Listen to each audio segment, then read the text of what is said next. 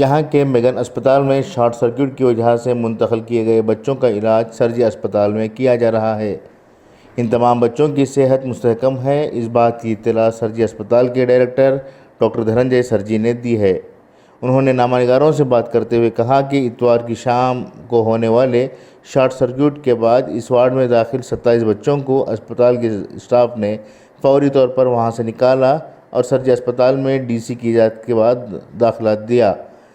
करीब 18 घंटों की मुसलसल मेहनत के बाद बच्चों की हालत को मुस्तहकम बनाया गया। अब इन तमाम बच्चों की सेहत मुस्तहकम है और इन बच्चों का इलाज सरजी अस्पताल की जानिब से किया जा रहा है, जिसके लिए ज़िला इंतज़ामिया और दीगर डॉक्टर भी ताउन कर रहे हैं।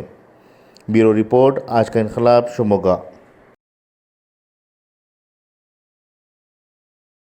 5:10ಕ್ಕೆ ಮಳೆ ಬಂದಿದ್ದ ಕಾರಣ ಸಿಡ್ಲೊಡೆದು ಅಲ್ಲಿ ಶಾರ್ಟ್ ಸರ್ಕ್ಯೂಟ್ ಆಗಿ ಮಗನಲ್ಲಿ ಬೆಂಕಿ ಹತ್ತಿತ್ತು. ಬೆಂಕಿ ಹತ್ತಿದಾಗ ಇಮಿಡಿಯೇಟಾಗಿ ಅಲ್ಲಿದ್ದ ಸೆಕ್ಯೂರಿಟಿ ಮತ್ತು ಅಲ್ಲಿನ ನರ್ಸಿಂಗ್ ಸ್ಟಾಫು ಇಮಿಡಿಯೇಟಾಗಿ ಮಕ್ಕಳನ್ನ ರೆಸ್ಕ್ಯೂ ಮಾಡಿದ್ರು.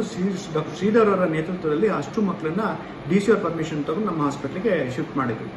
ಅಂದರೆ 5:10 5:30 ಅಷ್ಟು ಮಕ್ಕಳನ್ನು ಇಲ್ಲಿಗೆ ನಮ್ಮ ಹಾಸ್ಪಿಟ್ಲಿಗೆ ತಂದರು.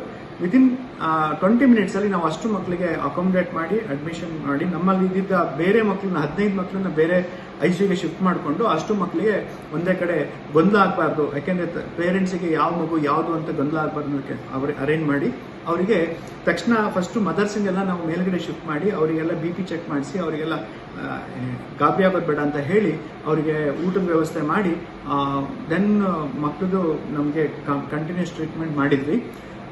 ಈ ಮಕ್ಕಳಲ್ಲಿ ಟೋಟಲ್ 26 ಮಕ್ಕಳು ಬಂತು. ಆಮೇಲೆ ಒಂದು 27, ಟೋಟಲ್ 27 ಹುಟ್ಟಿದ ಮಕ್ಕಳಲ್ಲಿ 1 ತಿಂಗಳ ಒಳಗಿನ ಮಕ್ಕಳು ಅಲ್ಲಿ ಐಸಿಯುಲಿ ಇದ್ದಿದ್ದ ಮಕ್ಕಳು ಇಲ್ಲಿ ನಮ್ಮಲ್ಲಿ ಹಾಸ್ಪಿಟಲ್ಗೆ ಶಿಫ್ಟ್ ಆಗಿದೆ. ಅದರಲ್ಲಿ 3 ಮಕ್ಕಳು ವೆಂಟಿಲೇಟರ್ ಮೇಲಿದ್ದಾರೆ.